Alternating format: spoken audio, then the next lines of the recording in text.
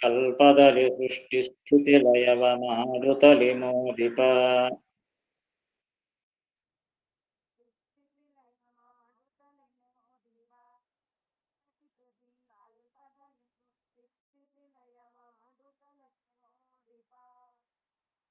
ಚತುರಮುಖ ಪವಮಾನರನ್ನವ ಮಾಡಿ ಭುಂಜಿಸುವ.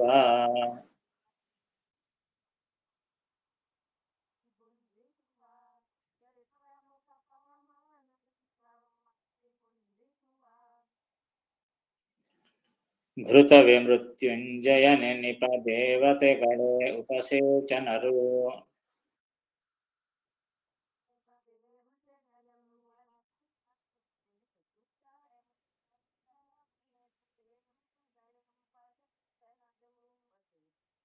ಶ್ರೀಪತಿಗೆ ಮುಜಗವೆಲ್ಲ ಓದನ ತಿಥಿ ಎನಿಸಿಕೊಂಡ.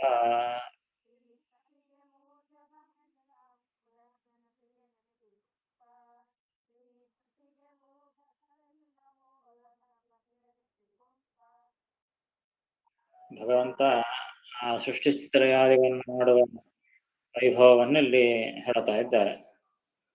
ಏನು, ಭಗವಂತ ಪ್ರತಿ ಕಲ್ಪದಲ್ಲಿ, ಪ್ರತಿಯೊಂದು ಕಲ್ಪದಲ್ಲಿಯೂ ಕೂಡ, ಕಲ್ಪ ಅಂದ್ರೆ ಮಾತನ್ನು ಹೇಳಿದ್ದಾಯ್ತು, ಅನೇಕ ಸಂದರ್ಭಗಳಲ್ಲಿ ಕಲ್ಪ ಅಂತ ಹೇಳ್ತಾರೆ. ಬ್ರಹ್ಮದೇವರ 100 ವರ್ಷಕ್ಕೂ ಕಲ್ಪ ಅಂತ ಕರೀತಾರೆ, ಬ್ರಹ್ಮದೇವರ ದಿನಕಲ್ಪಕ್ಕೂ ಕೂಡ ಕಲ್ಪ ಅಂತ ಕರೀತಾರೆ. ಹೇಳ ಇಲ್ಲಿ ಬ್ರಹ್ಮದೇವರ ಒಂದು 100 ವರ್ಷದ ಕಲ್ಪ ಅಂತ ಇಟ್ಟುಕೊಂಡಾಗ ಪ್ರತಿ ಕಲ್ಪದಲ್ಲಿ ಪ್ರತಿಯೊಂದು ಬ್ರಹ್ಮದೇವರ 100 ವರ್ಷ ಆದ ಮೇಲಕ್ಕೂ ಸೃಷ್ಟಿ ಸ್ಥಿತಿ ಲಯವ ಮಾಡುತ್ತಲಿ.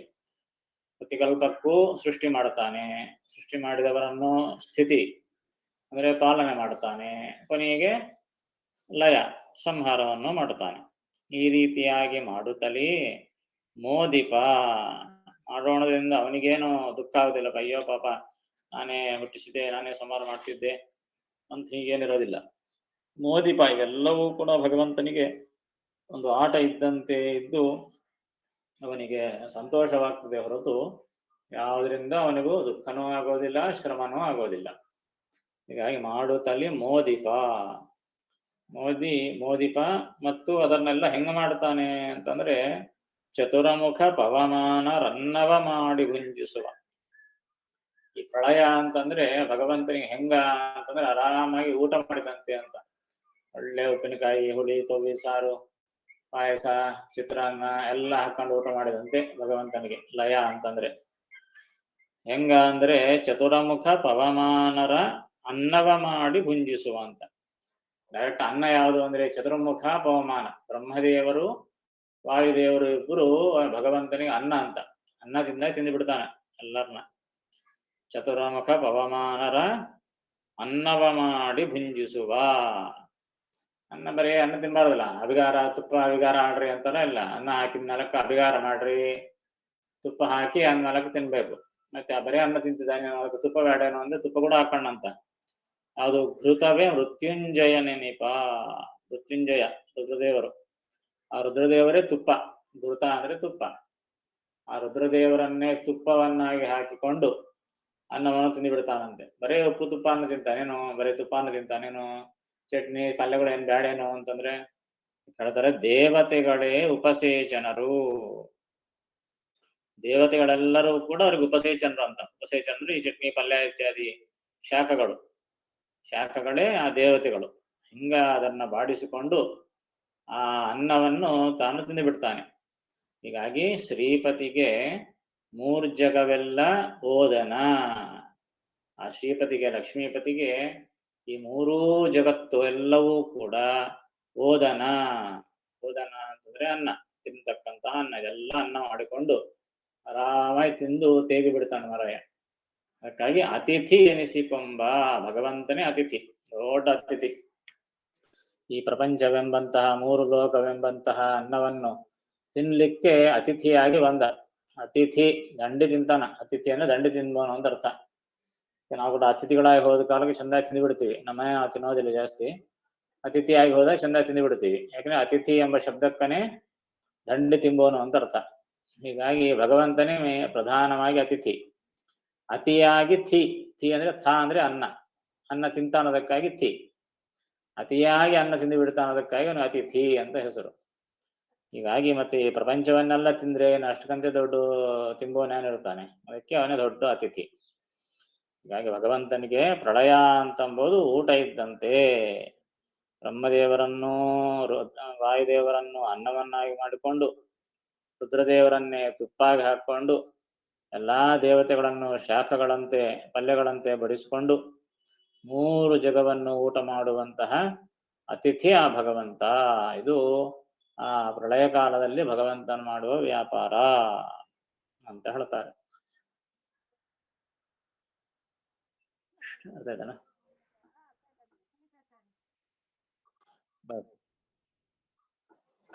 ಪ್ರತಿಯೊಂದು ಕಲ್ಪದಲ್ಲಿ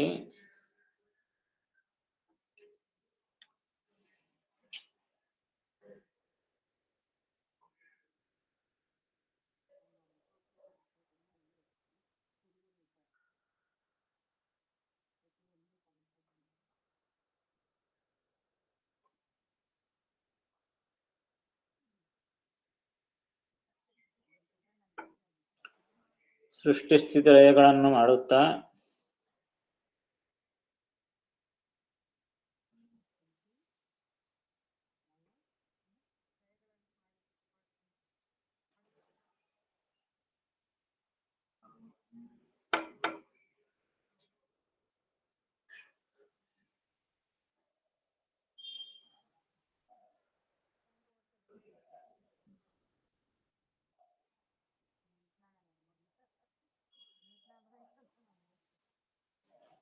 ಶ್ರೀಹರಿ ಆನಂದ ಪಡುತ್ತಾನೆ.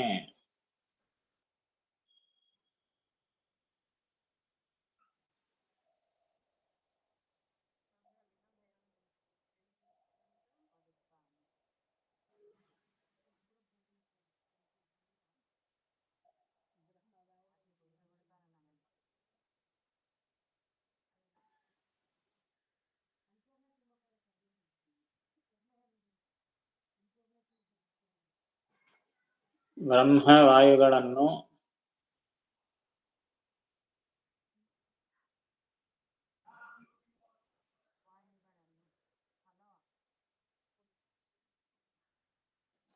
ಅನ್ನ ಮಾಡಿಕೊಂಡು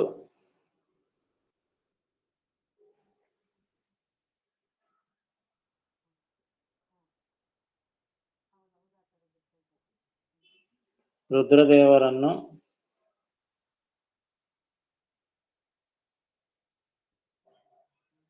ತುಪ್ಪ ಮಾಡಿಕೊಂಡು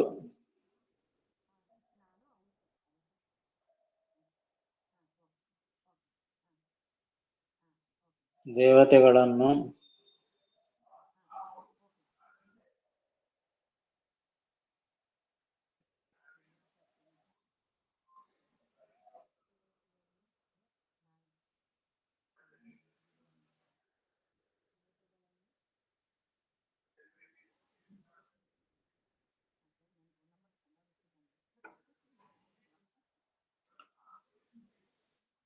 ಅನೇಕ ವಿಧ ಶಾಖವನ್ನಾಗಿ ಮಾಡಿಕೊಂಡು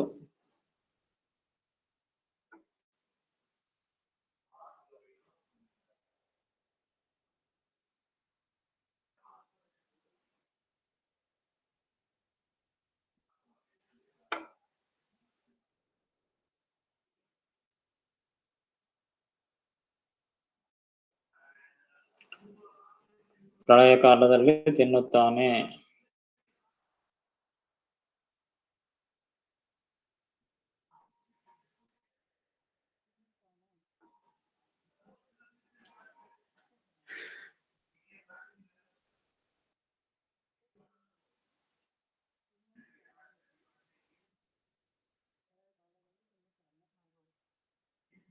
ಅವನಿಗೆ 3 ಲೋಕಗಳೇ ಅನ್ನ.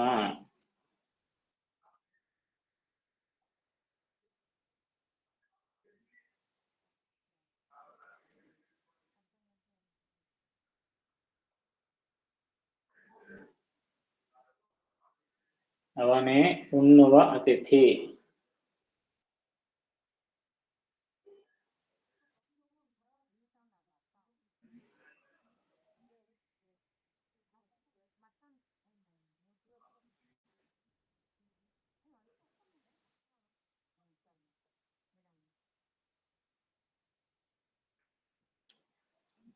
ಕಠಿಣ ಪದಗಳಲ್ಲಿ ಉಪಸೇಚನ ಅಂದ್ರೆ ಸಾಧಕಗಳು,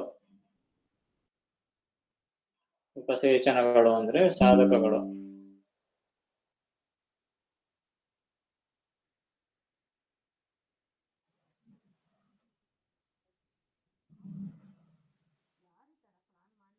ಓದನ ಅಂದ್ರೆ ಅನ್ನ.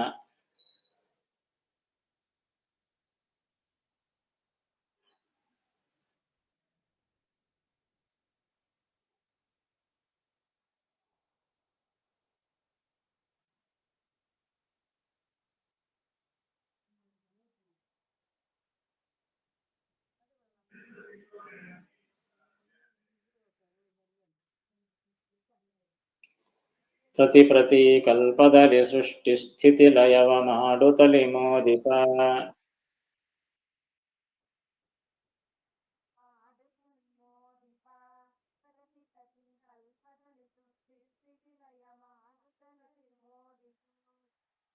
ಚತುರಮುಖ ಪವಮಾನರನ್ನವ ಮಾಡಿ ಭುಂಜಿಸುವ.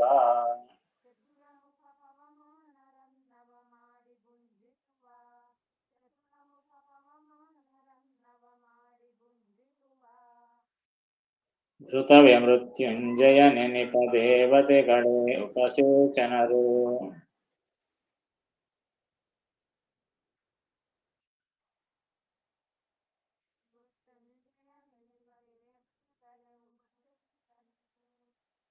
ಶ್ರೀಪತಿಗೆ ಮೂರ್ಜಗವೆಲ್ಲವೋ ಧನ ತಿಥಿ ಎನಿಸಿಕೊಂಡ.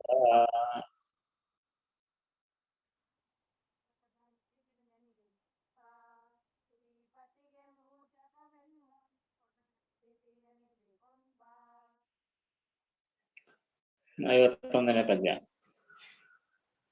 ಗರ್ಭಿಣಿ ಸ್ತ್ರೀ ಉಂಡ ಭೋಜನ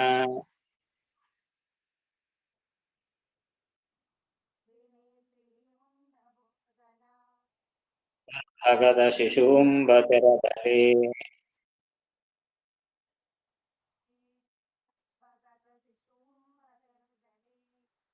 ನಿರ್ಭಯನು ತಾನುಂಡುಣಿಸುವನು ಸರ್ವ ಜೀವರಿಗೆ.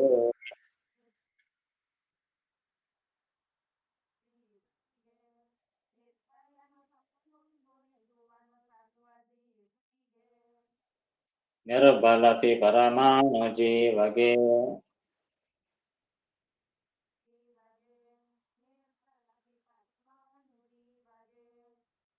ಅಬ್ಬೂದೆ ಸೂರನ್ನ ಭೋಜನ.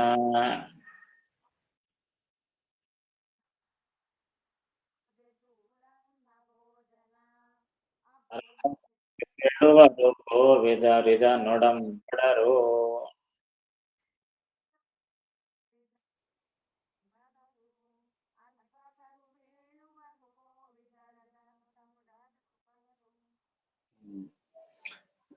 ದಾಸನ ಉಪಮಾಲಂಕಾರ ಕೊಡ್ಲಿಕ್ಕೆ ನಿಸ್ಸೀಮರವರು ಉಪಮಾನವನ್ನು ಅಂದ್ರೆ ದೃಷ್ಟಾಂತವನ್ನು ಕೊಟ್ಟು ವರ್ಣ ಮಾಡ್ತಾ ಹೋಗ್ತಿರ್ತಾರೆ. ಪ್ರತಿಯೊಂದರಲ್ಲಿ ಪ್ರತಿಯೊಂದು ಪ್ರಮೇಯವನ್ನು ತಿಳಿಸಲಿಕ್ಕೆ ಉಪಮಾನವನ್ನು ಕೊಡ್ತಾರೆ.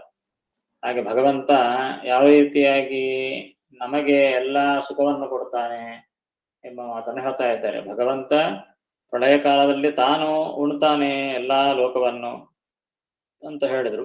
ಮತ್ತೆ ಜೀವರು ಉಣ್ಣೋ ಕಾಲಕ್ಕೆ ಅವ್ರ ಗತಿ ಯಾವ ಸ್ವತಂತ್ರವಾಗಿ ಉಣ್ತಾರೇನು ಹೇಳ್ತಾರೆ. ಗರ್ಭಿಣಿ ಸ್ತ್ರೀ ಉಂಡ ಭೋಜನ ಗರ್ಭಗತ ಶಿಶು ಎಂಬ ತೆರದಲ್ಲಿ. ಬಸವಣ್ಣ ಮಗಳು ತಾನು ಊಟ ಮಾಡಿದಾಗ ಅದೇ ಆ ಗರ್ಭಸ್ಥ ಶಿಶುವಿಗೆ ಬಲವನ್ನು ತಂದು ಕೊಡ್ತದೆ. ಗರ್ಭಿಣಿ ಸ್ತ್ರೀ ಉಂಡ ಭೋಜನ ಗರ್ಭಗತ ಶಿಶು ಉಂಬ ತೆರದಲ್ಲಿ.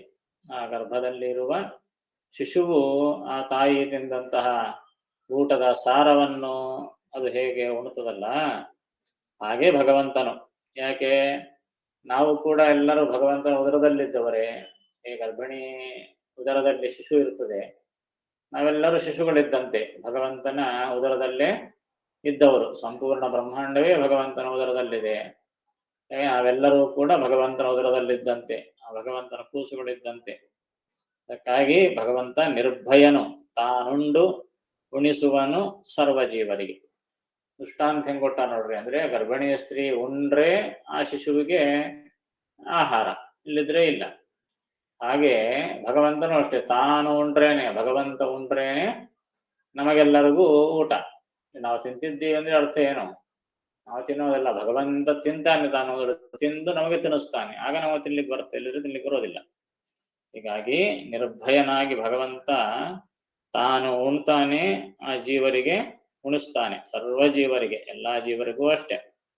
ಇಲ್ಲದೆ ಹೋದರೆ ನಿರ್ಬಲ ಅತಿ ಪರಮಾಣು ಜೀವಗೆ ಅಬ್ಬುವುದೇ ಸ್ಥೂಲ ಅನ್ನ ಭೋಜನ. ಜಗನ್ನಾಥದಾಸರು ಒಂದು ಪ್ರಶ್ನೆ ಮಾಡ್ತಾರೆ, ನಾವೇ ಸ್ವತಂತ್ರವಾಗಿ ತಿಂತಾ ಇದ್ದೀವಿ ಅಂತ ನಾವು ತಿಳಿದುಕೊಂಡ್ರೆ ಅಷ್ಟಕ್ಕಂತೂ ಮೂರ್ಖತ್ವ ಇನ್ನೊಂದಿರೋದಿಲ್ಲ ಅಂತ ಅಂತಾರೆ. ಯಾಕೆಂದ್ರೆ ಜೀವನಿಗೆ ನಿಜವಾಗಿ ತಿನ್ಲಿಕ್ಕೆ ಬರ್ತದೇನು? ನಿಜವಾಗಿ ಜೀವ ಎಷ್ಟಿದ್ದಾನೆ? ಈ ಶರೀರ ಇದ್ದಷ್ಟಿದ್ದಾನೇನು? ಜೀವ ಬಹಳ ಅಣುರೂಪ, ಕಣ್ಣಿಗೂ ಕಾಣಿಸೋದಿಲ್ಲ ಜೀವನ ಸ್ವರೂಪ. ಮತ್ತೆ ಬರೇ ಜೀವನ ಸ್ವರೂಪ ಇತ್ತು ಅಂತಂದ್ರೆ ಈ ಸ್ಥೂಲವಾದಂತಹ ಅನ್ನ ಇಷ್ಟಿಷ್ಟು ದಪ್ಪ ಅವಳು, ಇಷ್ಟಿಷ್ಟು ದಪ್ಪ ಹೋಳು ಅವೆಲ್ಲ ತಿನ್ಲಿಕ್ಕೆ ಬರ್ತದೆ ಏನೋ ಅವನಿಗೆ? ಅತ್ಯಂತ ಅಣುಪರಿಮಾಣ, ಬಹಳ ಕಣ್ಣಿಗೆ ಕಾಣಿಸದೇ ಇರುವ ಸ್ವರೂಪ ಜೀವ. ಆ ಜೀವನಿಗೆ ಸ್ಥೂಲ ಅನ್ನ ತಿನ್ಲಿಕ್ಕೆ ಸಾಧ್ಯ ಆಗ್ತದೆ ಏನು? ಹೇಳ್ತಾರೆ, ನಿರ್ಬಲ ಅತಿ ಪರಮಾಣು ಜೀವ ಎಂಥವನು? ನಿರ್ಬಲ, ಸ್ವತಂತ್ರವಾಗಿ ಬಲ ಇಲ್ಲೇ ಇಲ್ಲ ಅವನಿಗೆ. ಮತ್ತು ಅತಿ ಪರಮಾಣು, ಬಹಳ ಸಣ್ಣ ರೂಪ, ಅತ್ಯಂತ ಪರಮಾಣು ರೂಪದಲ್ಲಿದ್ದಾನೆ ಜೀವ. ಅಂತಹ ಅವನಿಗೆ ಅಬ್ಬುವುದೇ ಸ್ಥೂಲ ಅನ್ನ ಭೋಜನ. ಅಂತಹ ಜೀವಗೆ ಸ್ವತಂತ್ರವಾಗಿ ಶಕ್ತಿ ಇಲ್ಲದ ಮತ್ತು ಅತ್ಯಂತ ಸೂಕ್ಷ್ಮ ರೂಪವುಳ್ಳ ಆ ಜೀವನಿಗೆ ಈ ಅನ್ನ, ಸ್ಥೂಲಾನ್ನ, ಕಣ್ಣಿಗೆ ಕಾಣಿಸುವಂತಹ ಈ ಸ್ಥೂಲಾನ್ನ ಭೋಜನ ಎಂಬುದು ಅಬ್ಬುವುದೇ, ಅದು ಸಾಧ್ಯವಾಗ್ತದೇನೋ ಅಂತ. ಆಗ್ತದ ಅಂದ್ರೆ ಯಾರು ಹೇಳೋದು? ಅರ್ಭಕರು ಕೇಳುವರು. ಸಾಧ್ಯ ಆಗ್ತದ ಅಂತ ಹೇಳೋರು ಅರ್ಭಕರು, ಮೂರ್ಖರು ಅಂತ ಅರ್ಥ, ಅವಿವೇಕರು. ಮೂರ್ಖರು ಹೇಳ್ತಾರಂಗೆ ಜೀವ ಚಿಂತಾನೆ ಅಂತ. ಆದ್ರೆ ಕೋವಿದರು ಇದನ ಒಡಂಬಡರು. ಕೋವಿದರು ಅಂದ್ರೆ ಪಂಡಿತರು, ಜ್ಞಾನಿಗಳು. ಕೋವಿದರು ಇದನ ಒಡಂಬಡರು. ಇದನ ಅಂದ್ರೆ ಈ ಮಾತನ್ನು, ಇದನ್ನು ಅಂದ್ರೆ ಜೀವನೇ ತಾನು ಸ್ವತಂತ್ರವಾಗಿ ತಿಂತಾನೆ ಎಂಬ ಮಾತನ್ನು ಒಡಂಬಡರು, ಅವರು ಒಪ್ಪಿಕೊಳ್ಳೋದಿಲ್ಲ. ಜೀವ ಸ್ವತಂತ್ರವಾಗಿ ತಿಂತಾನ ಅಂತಂಬೋರು ಮೂರ್ಖರು. ಜ್ಞಾನಿಗಳು ಮಾತ್ರ ಇದನ್ನು ಒಪ್ಪೋದಿಲ್ಲ. ಯಾಕೆ ಒಪ್ಪೋದಿಲ್ಲ ಅಂದ್ರೆ ಆ ಜೀವನೇ ಸ್ವಾಭಾವಿಕವಾಗಿ ಅತ್ಯಂತ ದುರ್ಬಲನಾಗಿದ್ದಾನೆ ಮತ್ತು ಅತಿ ಸೂಕ್ಷ್ಮ ರೂಪದವನಾಗಿದ್ದಾನೆ, ಅತಿ ಪರಮಾಣ ರೂಪದಲ್ಲಿದ್ದಾನೆ. ಅಂತಹ ಅವನಿಗೆ ಸ್ಥೂಲಾನ್ನ ಭೋಜನ ಶಕ್ಯ. ಆದರೂ ಅವನಿಗೂ ಈ ಸ್ಥೂಲಾನ್ನ ಭೋಜನದ ಸುಖವನ್ನು ಕೊಡ್ತಾನಲ್ಲ ಭಗವಂತ, ಅದು ಆಶ್ಚರ್ಯ. ತಾಯಿಯ ಹೊಟ್ಟೆಯಲ್ಲಿರುವಂತಹ ಆ ಶಿಶುವಿಗೆ ಸ್ವತಂತ್ರವಾಗಿ ತಿನ್ನುವಂತಹ ಶಕ್ತಿ ಅದೇನು? ಇಲ್ಲ. ತಾಯಿ ತಿಂದ್ರೆ ತಾವನು ಆಹಾರ ತಿನ್ಲಿಕ್ಕೆ ಬರ್ತದೆ. ಹೀಗೆ ನಮಗೂ ಸ್ವತಂತ್ರವಿಲ್ಲ, ನಾವು ಅಂದ್ಕೊಂತ ಇದ್ದೀವಿ ತಿಂತಿದ್ದೀವಿ ಅಂತ. ಆದ್ರೆ ಅದು ಎಲ್ಲಿಂದ ಬಂತು? ತಾಯಿ ತಿಂದ್ರೆ ಹೆಂಗ ಕೂಸಿಗೆ ಬಂತೋ ಹಾಗೆ ಭಗವಂತ ತಿಂದ್ರೇನೆ ನಮಗೆ ಬರೋದು, ಇಲ್ಲ ಅಂದ್ರೆ ಬರ್ಲಿಕ್ಕೆ ಸಾಧ್ಯವಿಲ್ಲ. ಹಾಗಾಗಿ ಆ ಭಗವಂತ ತಾನು ಉಂಡು ಉಣಿಸ್ತಾನೆ. ನಾವೆಲ್ಲ ಊಟ ಮಾಡಿದರೂ ಆ ಭಗವಂತ ತಿಂದಿದ್ದನ್ನು ನಾವು ತಿಂತಿದ್ದೀವಿ ಎಂಬ ಒಂದು ಅನುಸಂಧಾನ ನಮಗಿರಬೇಕು. ನೈವೇದ್ಯ ಮಾಡುವಾಗಲೂ, ಭಗವಂತನ ಸಮರ್ಪಣೆ ಮಾಡುವಾಗಲೂ ಈ ಒಂದು ಅನುಸಂಧಾನ, ಪ್ರತಿನಿತ್ಯ ನಾವು ಊಟ ಮಾಡುವಾಗ ಈ ಅನುಸಂಧಾನ ನಮಗಿರಬೇಕು. ಭಗವಂತ ತಾನು ತಿಂದು ನಮಗೆ ತಿನ್ನಿಸ್ತಾನೆ. ಇಲ್ಲದ್ರೆ ನಮಗೆ ತಿನ್ನುವ ಶಕ್ತಿಯೂ ಇಲ್ಲ. ಇಲ್ಲದೆ ಹೋದ್ರೂ ಆ ಊಟದ ಸೌಖ್ಯವನ್ನು, ಆ ರುಚಿಯ ಒಂದು ಆನಂದವನ್ನು ನಮಗೆ ಕೊಡ್ತಾ ಇದ್ದಾನೆ ಅಂತಂದ್ರೆ ಕೇವಲ ಇದು ಭಗವಂತನ ಒಂದು ಕಾರುಣ್ಯ ಗುಣ ಅಷ್ಟೇ. ಹೇಗೆ ತಾಯಿಯ ಆಹಾರ ಶಿಶುವಿಗೆ ಸೇರ್ತದೋ ಆಗ ಭಗವಂತ ತಾನು ಉಂಡು ನಮಗೆ ಉಣಿಸ್ತಾನೆ. ಹೀಗಾಗಿ ಅವನಿಂದನೇ ನಮಗೆ ಸುಖ ಎಂಬ ಮಾತನ್ನು ತಿಳಿಯಬೇಕು ಅಂತ ದಾಸರಾಯರು ಹೇಳ್ತಾರೆ.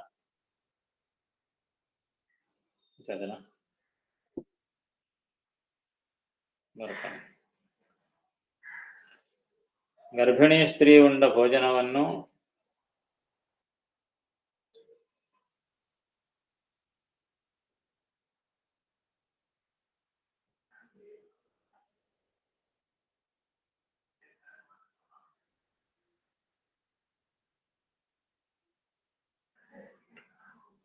ಗರ್ಭದಲ್ಲಿರುವ ಶಿಶುವು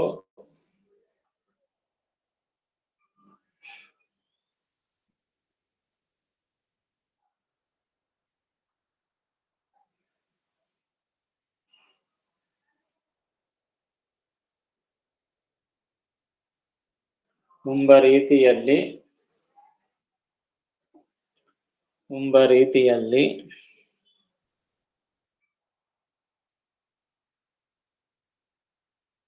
ನಿರ್ಭಯನಾದ ಶ್ರೀಹರಿ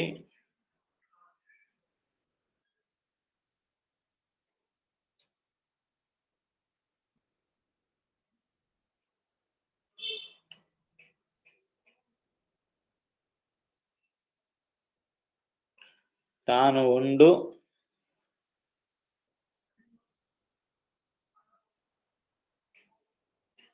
ಎಲ್ಲ ಜೀವರಿಗೆ ಉಣಿಸುತ್ತಾನೆ.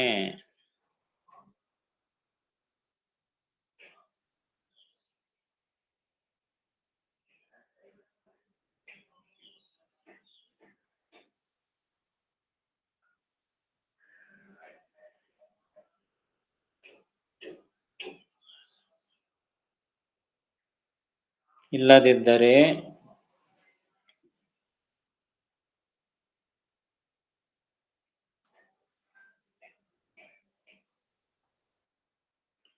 ನಿರ್ಬಲನಾದ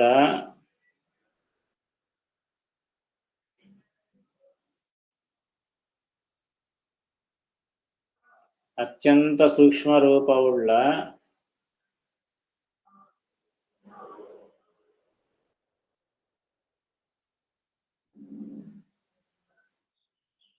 ಜೀವನಿಗೆ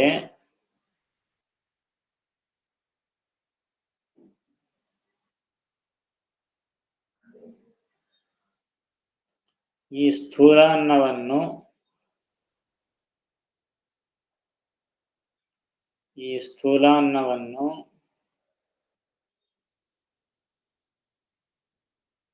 ತಿನ್ನುವುದು ಹೇಗೆ ಸಾಧ್ಯ?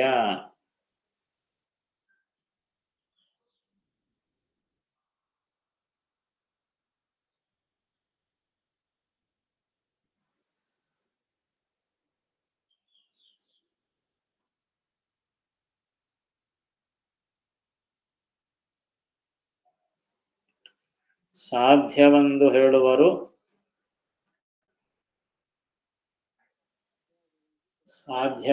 ಹೇಳುವರು ಅವಿವೇಕಿಗಳು.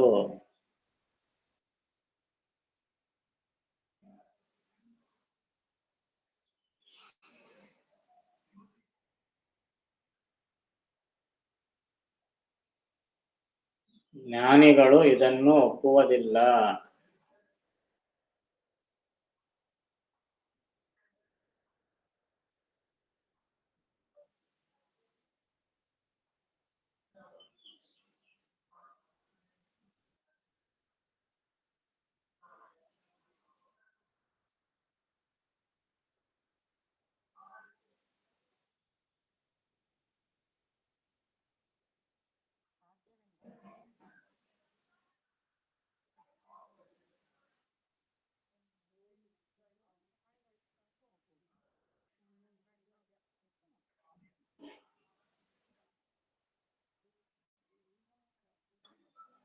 ಕಠಿಣ ಪದಾರ್ಥಗಳಲ್ಲಿ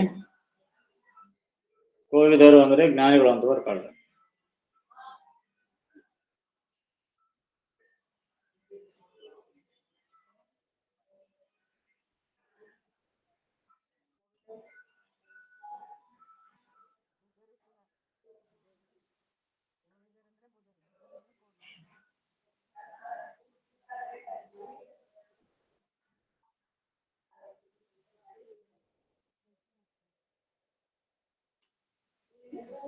ಗರ್ಭಿಣಿ ಸ್ತ್ರೀ ಉಂಡ ಭೋಜನ ಗರ್ಭಗತ ಶಿಶುವುಂಬ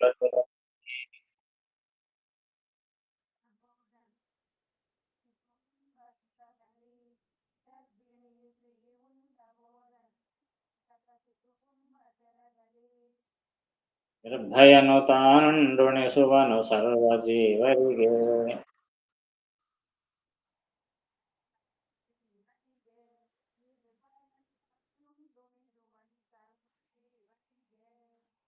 ನಿರ್ಬಲತಿ ಪರಮಾಣು ಜೀವಗೆ ಅದ್ಭುತ ಸ್ಥೂಲನ್ನ ಭೋಜನ.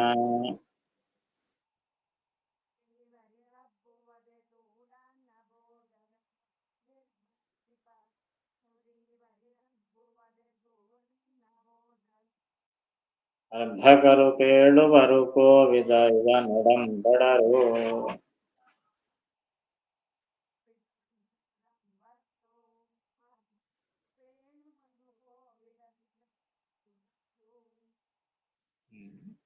ಐವತ್ತೆರಡನೇ ಶ್ಲೋಕ. ಅಪಚಯಗಳಿಲ್ಲುಂಡದರಿಂದ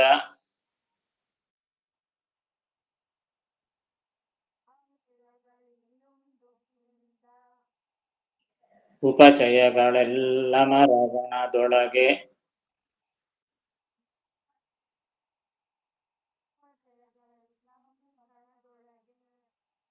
ಉಪಮರೆನಿಸುವರಿಲ್ಲ ಜನ್ಮಾದಿಗಳು ಮೊದಲಿಲ್ಲ.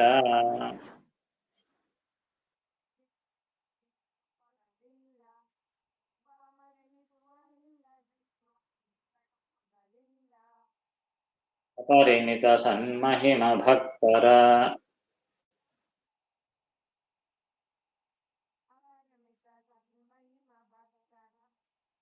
ಅಪುನರಾವರ್ತರನ ಮಾಡುವ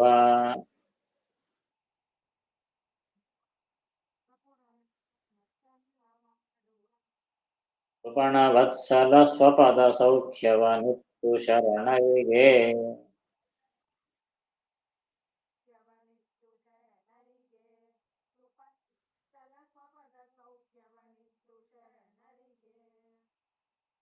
ಏನು ಹೇಳಿದ್ರು ಭಗವಂತ ತಾನು ಎಲ್ಲಾ ಪ್ರಳಯ ಕಾಲದಲ್ಲಿ ತಿಂತಾನೆ, ಜೀವರಿಂದ ತಿನ್ನಿಸ್ತಾನೆ, ಜೀವರಿಗೆ ಶಕ್ತಿ ಕೊಡ್ತಾನೆ. ಅದಪ್ಪ ಭಗವಂತ ಅಷ್ಟೊಂದು ತಿಂತಾನ ಅಂದ್ರೆ ಅಷ್ಟು ಹಸಿವಾಗ್ತದೆ ದೇವರಿಗೆ. ಪಾಪ ಹಸಿವೆ ಆಯ್ತು ತಿಂದ, ಹಸಿವೆ ಆಯ್ತು ಅನ್ನ ಸಿಕ್ಕಿತು ತಿಂದ, ಅನ್ನ ಸಿಗದೆ ಹೋದ್ರೆ ಏನ್ ಮಾಡ್ತಾನೆ ಪಾಪ ಉಪವಾಸ ಇದ್ದು ಒದ್ದಾಡ್ತಾನೇನೋ ಅಂತ ಸಂಶಯ ಬರ್ತದೆ. ಅದಕ್ಕಾಗಿ ಹೇಳ್ತಾರೆ ಭಗವಂತನಿಗೆ ತಿಂದ್ರು ಅಷ್ಟೇ ತಿನ್ನದೆ ಹೋದ್ರು ಅಷ್ಟೇ, ಅವನಿಗೇನು ನಷ್ಟ ಇಲ್ಲ ಲಾಭ ಇಲ್ಲ. ಅಪಚಯಗಳಿಲ್ಲ. ಅಪಚಯ ಅಪಚಯ ಅಂತಂದ್ರೆ ಕಡಿಮೆ ಆಗೋದು, ಹ್ರಾಸವಾಗೋದು ಅಂತ ಅರ್ಥ. ಏನೋ ಕಡಿಮೆ ಆಯ್ತು, ಏನೋ ಹೋಯ್ತು, ಏನೋ ನಷ್ಟವಾಯಿತು ಅಂತಿಲ್ಲ. ಅಪಚಯಗಳು ಇಲ್ಲ. ಯಾವ್ದ್ರಿಂದ? ಉಂಡದರಿಂದ. ಉಂಡದರಿಂದ ಅಂದ್ರೆ ಉಣ್ಣದೆ ಹೋದರೆ. ತಿಂದಿಲ್ಲ ಅಂತಂದ್ರೆ ಯಾವ ಅಪಚಯ ಇಲ್ಲ, ಏನೂ ನಷ್ಟ ಇಲ್ಲ, ಯಾವ ಹರಾಸವೂ ಇಲ್ಲ ಭಗವಂತನಿಗೆ. ಹಾಗಾದ್ರೆ ತಿಂದ ಅಂತಂದ್ರೆ ಉಪಚಯಗಳು ಇಲ್ಲ. ತಿನ್ನೋಣದ್ರಿಂದ ಉಪಚಯ, ಉಪಚಯ ಅಂತಂದ್ರೆ ವೃದ್ಧಿ. ಯಾವ ತಿಂದ್ರೆ ದಪ್ಪಕ್ಕಾಗ್ತೀವಿ, ತಿನ್ನದೆ ಹೋದ್ರೆ ಸಣ್ಣಕ್ಕಾಗ್ತೀವಿ. ಹಂಗ ಭಗವಂತನಿಗೂ ಕೂಡ ಆ ತಿಂದು ತಿಂದು ದಪ್ಪಕ್ಕಾಗ್ತಾನ, ತಿಂದೆ ಹೋದ್ರೆ ಸಣ್ಣಕ್ಕಾಗ್ತಾನ? ಈಗೇನಿಲ್ಲ. ಭಗವಂತನಿಗೆ ನಷ್ಟವೂ ಇಲ್ಲ ಲಾಭವೂ ಇಲ್ಲ. ಲಾಭ ಸರಿ, ನಷ್ಟ ಇಲ್ಲ ಸರಿ, ಲಾಭ ಇಲ್ಲ ಅಂತ ಯಾಕೆ ಹೇಳ್ಬೇಕಪ್ಪ? ಲಾಭ ಅದ ಅಂತ ಹೇಳ್ಬೋದಲ್ಲ. ಲಾಭ ಅದ ಅಂತ ಹೇಳಿಬಿಟ್ರೆ ಕೂಡ ಭಗವಂತನಿಗೆ ದೋಷನೇ. ಯಾಕಂದ್ರೆ ಲಾಭ ಅದ ಅಂದ್ರೆ ಅರ್ಥ ಏನು? ಆ ಲಾಭ ಹಿಂದೆ ಇದ್ದಿಲ್ಲ ಅಂತ ಅರ್ಥ ಆಯ್ತು. ಅವಾಗಾದ್ರೆ ಹೊಸಾದು ಬಂತು ಅಂದ್ರೆ ಅರ್ಥ ಏನು? ಅಷ್ಟು ಮುಂಚೆ ಇದ್ದಿಲ್ಲ ಅಂತ ಅರ್ಥ ಆಯ್ತು. ಅಷ್ಟು ಮುಂಚೆ ಇದ್ದಿಲ್ಲ ಅಂದ್ರೆ ಮತ್ತೆ ಭಗವಂತ ಅಪೂರ್ಣನ ಅಂದಲ್ಲ, ಪರಿಪೂರ್ಣನಲ್ಲ. ಇದು ಬಂದ ಮೇಲಕ್ಕೆ ಪೂರ್ಣವಾಯಿತು ಅಂದ್ರೆ ಅಷ್ಟು ಮುಂಚೆ ಅವನತ್ರ ಇದ್ದಿಲ್ಲ ಅಂತ ಅರ್ಥ ಆಯ್ತಲ್ಲ. ಆ ಒಂದು ಪದಾರ್ಥ ಕೊಂಡುಕೊಂಡಿವಿ ಅಂದ್ರೆ ಅರ್ಥ ಏನು? ಅದು ನಮ್ಮ ಹತ್ರ ಇಲ್ಲ ಅಂತ ಅರ್ಥ. ಇನ್ನೊಂದು ಬೇಕಾಯ್ತು ತಗೊಂಡಿವಿ ಅಂದ್ರೆ ಅಲ್ಲಿ ಅಪೂರ್ಣತ ಗೊತ್ತಾಗ್ತದ. ಹಾಗೆ ಭಗವಂತನಿಗೂ ಲಾಭವಿದೆ ಅಂತ ಹೇಳಿಬಿಟ್ರೆ ಅಷ್ಟು ಮುಂಚೆ ಆ ಲಾಭ ಇದ್ದಿಲ್ಲ ಅಂತಾಗಿ ಅವನ ಅಪರಿಪೂರ್ಣ ಅಂತ ಆಗ್ಬಿಡ್ತಾನೆ. ಅದಕ್ಕಾಗಿ ತಿಂಬೋಣದ್ರಿಂದ ಅವನಿಗೆ ಏನು ಪ್ರಯೋಜನನೂ ಇಲ್ಲ. ಆಗ ಅಂತ ತಿಂದಿಲ್ಲ ಅಂದ್ರೆ ನಷ್ಟನೂ ಇಲ್ಲ, ಅಪಚಯನೂ ಇಲ್ಲ, ಉಪಚಯನೂ ಇಲ್ಲ. ಅಪಚಯ ಅಂದ್ರೆ ನಷ್ಟ, ಹ್ರಾಸ. ಉಪಚಯ ಅಂದ್ರೆ ವೃದ್ಧಿ, ಲಾಭ ಅಂತ ಅರ್ಥ. ಹೀಗಾಗಿ ಅಪಚಯಗಳಿಲ್ಲ ಉಂಡದರಿಂದ. ಹಾಗೆ ತಿಂಬೋಣದ್ರಿಂದ ಉಪಚಯಗಳಿಲ್ಲ, ವೃದ್ಧಿ ಆಗೋದು ಕೂಡ ಇಲ್ಲ. ಇದು ವಿಚಿತ್ರ ಭಗವಂತನ ಒಂದು ಮಹಿಮೆ. ಎಂಥವನು? ಅಮರಗಣದೊಳಗೆ ಉಪಮರೆನಿಸುವರಿಲ್ಲ. ಭಗವಂತ ಇನ್ನ ಎಂಥವನು ಅಂದ್ರೇನು? ಅವನಿಗೆ ಲಾಭ ನಷ್ಟಗಳಿಲ್ಲ ಅಂತ ಒಂದು ಲಕ್ಷಣ ಹೇಳಿದಂತೆ ಆಯಿತು. ಹಾಗೆ ಅಮರಗಣದೊಳಗೆ, ಅಮರ ಅಂದ್ರೆ ದೇವತೆಗಳು, ಅಮರಗಣ ದೇವತೆಗಳ ಸಮೂಹ. ಆ ದೇವತೆಗಳ ಸಮೂಹದೊಳಗೆ ಉಪಮರು ಎನಿಸುವರಿಲ್ಲ. ಉಪಮರು ಅಂದ್ರೆ ಇವನಿಗೆ ಸಮಾನ, ಇವನಿಗೆ ಉಪಮಾನ ಕೊಡ್ಲಿಕ್ಕೆ ಇನ್ಯಾರಾದ್ರೂ ಇದ್ದಾರೇನೋ? ದೃಷ್ಟಾಂತ ಕೊಡ್ಲಿಕ್ಕೆ ಯಾರಾದ್ರೂ ಇದ್ದಾರೇನೋ? ಭಗವಂತ ಇದ್ದಂತೆ ಇನ್ನೊಬ್ಬನ ಯಾವನಾದ್ರೂ ಇದ್ದಾನೇನೋ? ಇಲ್ಲ. ದೇವತಾ ಗಣಗಳಲ್ಲೇ ಇಲ್ಲ ಅಂದ ಮೇಲಕ್ಕೆ ಇನ್ನ ಬೇರೆ ಮನುಷ್ಯರಲ್ಲಿ ರಾಕ್ಷಸರಲ್ಲಿ ಹೆಂಗಿರ್ತಾರೆ? ಹೀಗಾಗಿ ಅಮರ ಗಣದೊಳಗೆ ಉಪಮರು ಎನಿಸುವರು ಇಲ್ಲ. ಈ ಭಗವಂತನಿಗೆ ಉಪಮರು ಅಂದರೆ ಉಪಮಾನ ಕೊಡ್ಲಿಕ್ಕೆ ಬರ್ತದೆ, ದೃಷ್ಟಾಂತ ಕೊಡ್ಲಿಕ್ಕೆ ಬರ್ತದೆ ಅಂತ ಹೇಳುವವರು ಯಾರೂ ಇಲ್ಲ. ಇದು ಒಂದು ಲಕ್ಷಣ. ಮತ್ತು ಜನ್ಮಾದಿಗಳು ಮೊದಲಿಲ್ಲ. ಇನ್ನು ಭಗವಂತನಿಗೆ ಜನ್ಮಾದಿಗಳಂತೂ ಇಲ್ಲೇ ಇಲ್ಲ, ಮೊದಲೇ ಇಲ್ಲ. ಅಂದ್ರೆ ಈ ಬುದ್ಧಿಹ್ರಾಸಗಳೂ ಇಲ್ಲ, ಮತ್ತೆ ಅವನಿಗೆ ಸಮಾನರೂ ಇಲ್ಲ. ಸರಿ, ಏನೋ ಭಗವಂತ ಹುಟ್ಟಿದ ಮೇಲಕ್ಕೆ ಇವನು ಏನೋ ಸಾಧನ ಮಾಡಿ ದೊಡ್ಡವನಾದ ಅಂತ ಹೇಳಲಿಕ್ಕೂ ಇಲ್ಲ. ಯಾಕ? ಇವನಿಗೆ ಹುಟ್ಟು ಎಂಬುದೇ ಇಲ್ಲ. ಅನಾದಿ ಕಾಲದಿಂದ ಇದ್ದಾನೆ. ಆದರೆ ಅನಾದಿ ಕಾಲದಿಂದಲೂ ಇವನಿಗೆ ವೃದ್ಧಿಹ್ರಾಸಗಳಿಲ್ಲ. ಅನಾದಿ ಕಾಲದಿಂದಲೂ ಇವನಿಗೆ ಉಪಮರು ಇಲ್ಲ ಅಂತ ಅರ್ಥ. ಹೀಗಾಗಿ ಅನಾದಿ ಕಾಲದಿಂದಲೂ ಇವನಿಗೆ ಯಾವ ದೋಷಗಳಿಲ್ಲ. ಹುಟ್ಟು ಸಾವು ಎಂಬುದೇ ಇವನಿಗಿಲ್ಲ. ಜನ್ಮಾದಿಗಳು ಮೊದಲಿಲ್ಲ. ಇಂತಹ ಅನಂತ ಮಹಿಮೆ ಉಳ್ಳವನು ಭಗವಂತ. ಅದಕ್ಕಾಗಿ ಅವನನ್ನು ಏನಂತ ಕರೆದರು? ಅಪರಿಮಿತ ಸನ್ಮಹಿಮ. ಅಪರಿಮಿತ, ಪರಿಮಿತ ಇಲ್ಲದಿರುವ, ಕೌಂಟ್ಲೆಸ್, ಅನಂತವಾದಂತಹ ಮಹಿಮೆ ಆ ಭಗವಂತನದ್ದು. ಮತ್ತೆ ಆ ರೀತಿಯಾಗಿ ಭಗವಂತ ಈ ರೀತಿಯಾಗಿ ಮಹಾಮಹಿಮೆ ಉಳ್ಳವನು ಅಂತ ತಿಳಿಯೋಣದ್ರಿಂದ ನಮಗೇನು ಲಾಭ? ಭಗವಂತನಿಗೆ ಲಾಭ ಇಲ್ಲ, ನಮಗಾದರೂ ಏನಾದರೂ ಲಾಭ ಅದೋ ಇಲ್ಲೋ? ಕೇಳ್ತಾರೆ. ಭಕ್ತರ ಅಪುನರಾವರ್ತನ ಮಾಡುವ. ಈ ರೀತಿ ಯಾರು ಭಗವಂತನನ್ನು ಹಿಂಗೆ ತಿಳಿತಾರೋ, ಹೆಂಗ ತಿಳಿಬೇಕು? ಮೇಲೆ ಹೇಳಿದಂತೆ ಅವನಿಗೆ ಅಪಚಯ ಉಪಚಯಗಳಿಲ್ಲ, ಅವನಿಗೆ ಸಮಾನರಿಲ್ಲ, ಅವನಿಗೆ ಜನ್ಮಾದಿ ದೋಷಗಳಿಲ್ಲ ಅಂತ ಏನು ಇಲ್ಲ ಇಲ್ಲ ಇಲ್ಲ, ಅವನು ಅಲ್ಲ ಅಲ್ಲ ಅಂತ ತಿಳಿತೀವಲ್ಲ, ನಾವು ಅಲ್ಲ ಅಲ್ಲ ಅಂತ ತಿಳಿಬೇಕು. ಅವರೊಬ್ಬರೇ ಅಲ್ಲ, ನಾವು ಅಲ್ಲ ಅಂತ ತಿಳಿಬೇಕು. ಆದ್ರೆ ನಮ್ಮಲ್ಲ ಬೇರೆ. ಅವನೇನೂ ಅಲ್ಲ, ಜನ್ಮಾದಿಗಳು ಅವನಲ್ಲಿಲ್ಲ, ಅವನಿಗೆ ಸಮಾನರೂ ಇಲ್ಲ, ಅವನಿಗೆ ಅಪಚಯ ಉಪಚಯಗಳಿಲ್ಲ, ಇಲ್ಲ ಇಲ್ಲ ಅಂತ ತಿಳಿಬೇಕು. ಯಾವ ದೋಷಗಳೂ ಇಲ್ಲ ಅಂತ ತಿಳಿಬೇಕು. ಅಪರಿಮಿತ ಸನ್ಮಹಿಮ ಅಂತ ಈ ರೀತಿಯಾಗಿ ತಿಳಿದರೆ, ಆ ರೀತಿಯಾಗಿ ತಿಳಿದಂತಹ ಭಕ್ತರನ್ನು ಏನ್ ಮಾಡ್ತಾನೆ? ಅಂತಹ ಭಕ್ತರ ಅಪುನರಾವರ್ತನ ಮಾಡುವ. ಪುನರಾವರ್ತನೆ ಅಂದ್ರೆ ತಿರುಗಿ ಬರೋದು ಅಂತ ಅರ್ಥ. ಆವರ್ತನೆ ಅಂದ್ರೆ ಬರೋದು, ಪುನರಾವರ್ತನೆ ಅಂದ್ರೆ ತಿರುಗಿ ಬರೋದು, ಮತ್ತು ಬರೋದು. ಅಪುನರಾವರ್ತನೆ ಅಂದ್ರೆ ತಿರುಗಿ ಬರೋದಿಲ್ಲ ಅಂತ ಮಾಡ್ತಾನೆ. ಭಕ್ತರನ್ನು ಏನ್ ಮಾಡ್ತಾನೆ? ತಿರುಗಿ ಬರದೇ ಇದ್ದಂತೆ ಮಾಡ್ತಾನೆ. ಅಂದ್ರೆ ಅರ್ಥ ಏನು? ಮೋಕ್ಷ ಕೊಡ್ತಾನೆ ಅಂತ ಅರ್ಥ. ಇಲ್ಲಿ ನರಕಕ್ಕೆ ಹೋದ್ರು, ಸ್ವರ್ಗಕ್ಕೆ ಹೋದ್ರು ಮತ್ತೆ ತಿರುಗಿ ಬರಬೇಕಾಗಿದ್ದೆ ಭೂಲೋಕಕ್ಕೆ. ಆದ್ರೆ ಮೋಕ್ಷಕ್ಕೊಂದ್ಸಲ ಹೋದ್ರೆ ಇನ್ನು ಮತ್ತು ಪುನರಾವೃತ್ತಿ ಇರೋದಿಲ್ಲ, ಮತ್ತು ತಿರುಗಿ ಬರೋದು ಎಂಬುದೇ ಇರೋದಿಲ್ಲ. ಹಾಗೆ ಜೀವರೇನಾಗ್ತಾರೆ? ಅಪುನರಾವರ್ತರು ಆಗ್ತಾರೆ. ಪುನರಾವರ್ತರು ಅಂದ್ರೆ ತಿರುಗಿ ಬರೋರು, ಅಪುನರಾವರ್ತರು ಅಂದ್ರೆ ತಿರುಗಿ ಬರದೇ ಇರುವವರು. ಭಕ್ತರನ್ನ ಏನ್ ಮಾಡ್ತಾನೆ? ಅಪುನರಾವರ್ತರನ ಮಾಡುವ. ಅಪುನರಾವರ್ತ ಅಂದ್ರೆ ಮುಕ್ತರು, ಮುಕ್ತರನ್ನಾಗಿ ಮಾಡ್ತಾನೆ. ಅದಕ್ಕಾಗಿ ಆ ಭಗವಂತ ಎಂಥವನು? ಕೃಪಣ ವತ್ಸಲ, ದೀನವತ್ಸಲ. ಕೃಪಣರು ಅಂದ್ರೆ ದೀನರು. ದೀನರಾದಂತಹ ಭಕ್ತರ ಮೇಲೆ ಅವನು ವಾತ್ಸಲ್ಯವನ್ನು ತೋರಿಸ್ತಾನೆ. ಅದಕ್ಕಾಗಿ ಕೃಪಣ ವತ್ಸಲ. ಸ್ವಪದ ಸೌಖ್ಯವನಿತ್ತು ಶರಣರಿಗೆ. ಸ್ವಪದ ಸೌಖ್ಯ. ಸ್ವಪದ, ಪದ ಅಂದ್ರೆ ಸ್ಥಾನ. ಸ್ವಪದ ತನ್ನ ಸ್ಥಾನ, ಮೋಕ್ಷ, ವೈಕುಂಠ, ಅನಂತಾಸನ, ಶ್ವೇತದ್ವೀಪ ಮೊದಲಾದಂತಹ ತನ್ನ ಸ್ಥಾನಗಳನ್ನು ಕೊಟ್ಟು ಆ ಸ್ವಪದ ಸೌಖ್ಯವ, ಆ ಸ್ವಪದಗಳಲ್ಲಿ ಸೌಖ್ಯವನ್ನು, ಸಂತೋಷವನ್ನು ಕೊಟ್ಟು ಯಾರಿಗೆ? ಶರಣರಿಗೆ. ತನ್ನ ಶರಣು ಬಂದಂತಹ ಭಕ್ತರಿಗೆ ಈ ರೀತಿಯಾಗಿ ಕೊಟ್ಟು ಅಪುನರಾವರ್ತನ ಮಾಡುವ ಅಂತ ಅರ್ಥ. ಕೊಡ್ತಾನೆ, ಕೊಟ್ಟ ಮೇಲಕ್ಕೆ ಆಯ್ತು, ಟೈಮ್ ಆಯ್ತು, ಇನ್ನು ನಡಿ ಅಂತ ಕಳಿಸೋದಿಲ್ಲ. ಸ್ವರ್ಗ ಇದ್ದಂತೆ. ಒಂದ್ಸಲ ಸ್ವಪದವನ್ನು ಕೊಟ್ಟ ಅಂತಂದ್ರೆ ಇನ್ನು ಅವರು ಅಪುನರಾವರ್ತರು ಅಂತಾನೆ ಲೆಕ್ಕ. ಇನ್ನು ಮತ್ತು ತಿರುಗಿ ಸಂಸಾರಕ್ಕೆ ಬರೋದಿಲ್ಲ ಅನಂತ ಕಾಲದವರೆಗೂ. ಇನ್ನು ಮೋಕ್ಷದಲ್ಲೇ ಆನಂದವನ್ನು ಅನುಭವಿಸ್ತಾ ಇರ್ತಾರೆ. ಇದು ಭಗವಂತನ ಗುಣಗಳು ಅಂತ ಹೇಳ್ತಾರೆ.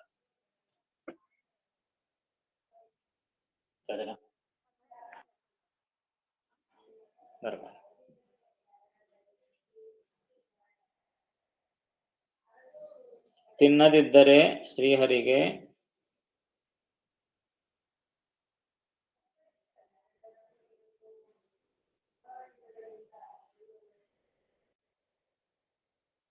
ತಿನ್ನದಿದ್ದರೆ ಶ್ರೀಹರಿಗೆ ಯಾವ ಹಾನಿಯೂ ಇಲ್ಲ.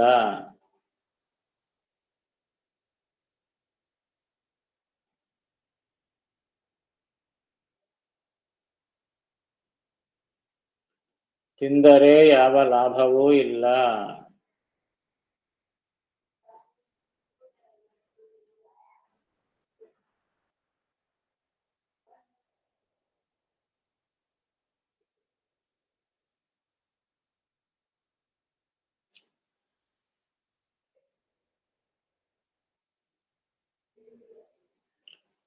ಅವನಿಗೆ ದೇವಗಣಗಳಲ್ಲಿ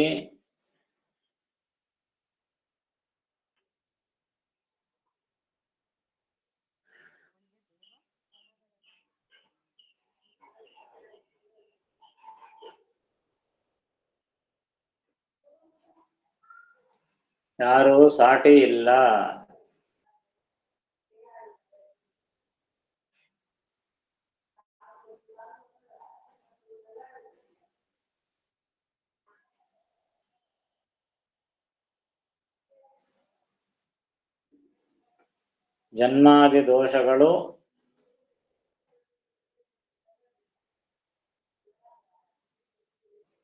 ಜನ್ಮಾದಿ ದೋಷಗಳು ಅವನಿಗೆ ಮೊದಲೇ ಇಲ್ಲ.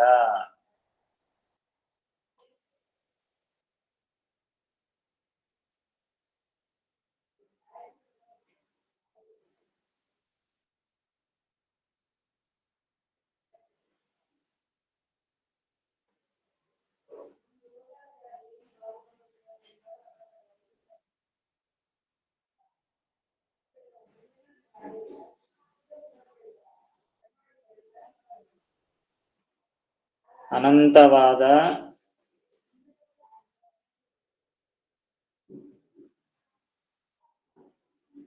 ಉತ್ತಮ ಮಹಿಮೆಯುಳ್ಳ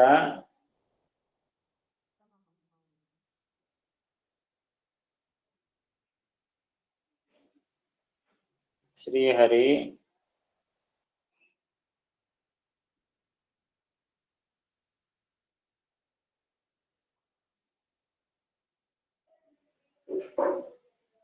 ಭಕ್ತವತ್ಸಲನಾಗಿ ದೀನವತ್ಸಲನಾಗಿ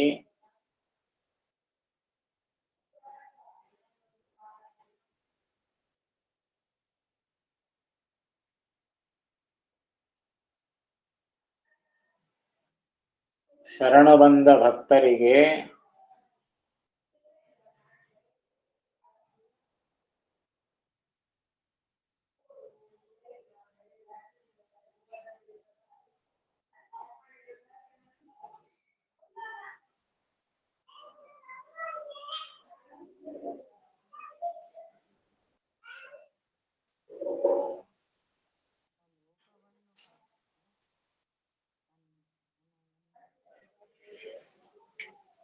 ತನ್ನ ಲೋಕದ ಸುಖಗಳನ್ನು ಕೊಟ್ಟು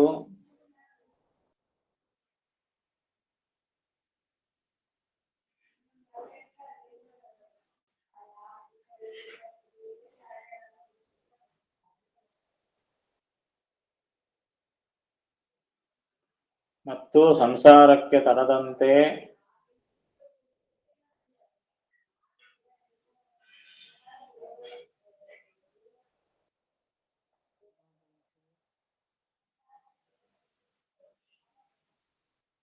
ರಕ್ಷಿಸುತ್ತಾನೆ.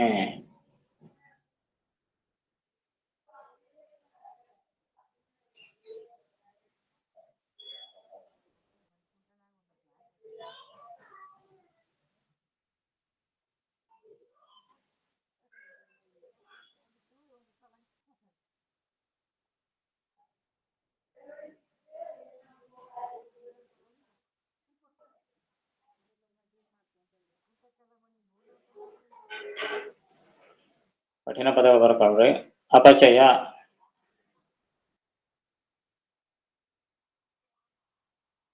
ಅಪಚಯ ಅಂದ್ರೆ ಹ್ರಾಸ ಅಥವಾ ಹಾನಿ.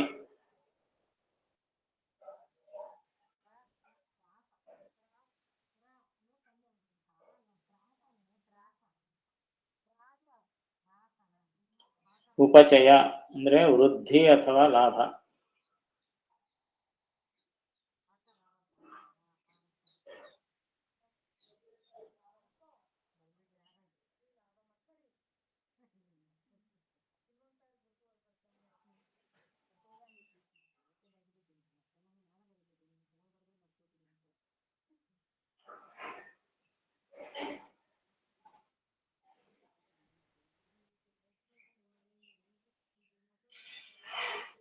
ಅಪುನರಾವರ್ತರು.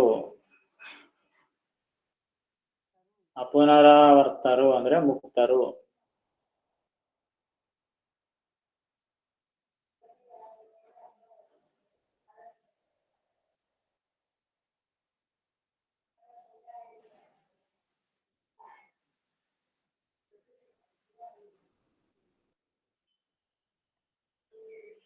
ಏನಾಚಾರ ಇನ್ನೊಮ್ಮೆ ಅಲ್ರಿ?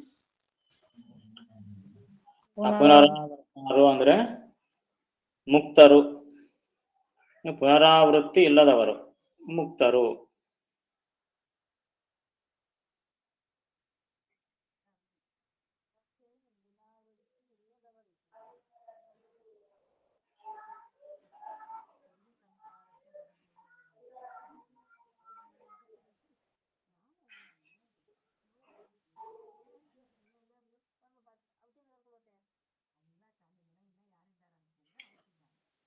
ಅಪಚಯಗಳಿಲ್ಲುಂಡದರಿಂದ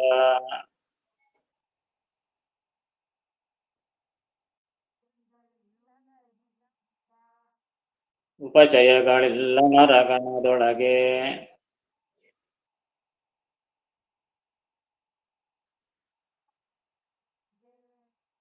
ಉಪಮರೆನಿಸುವರಿಲ್ಲ ಜನ್ಮಾದಿಗಳು ಮೊದಲಿಲ್ಲ.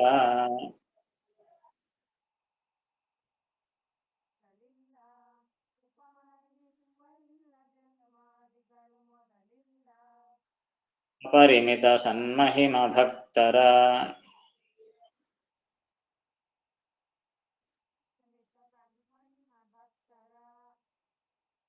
ಅಪುನರಾವರ್ತರನ ಮಾಡುವ.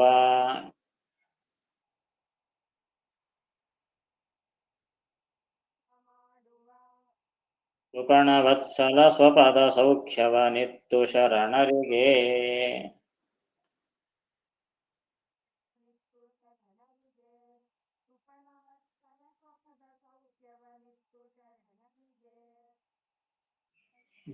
ಸಂಶಯ ಇದ್ರೆ ಕೇಳಬಹುದು.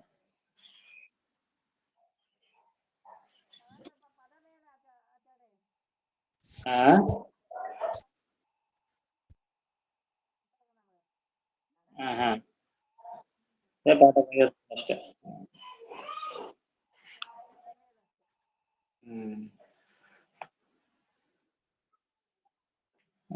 ಹರೇ ರಾಮ ಶ್ರೀ ಕೃಷ್ಣಾರ್ಪಣಮಸ್ತು.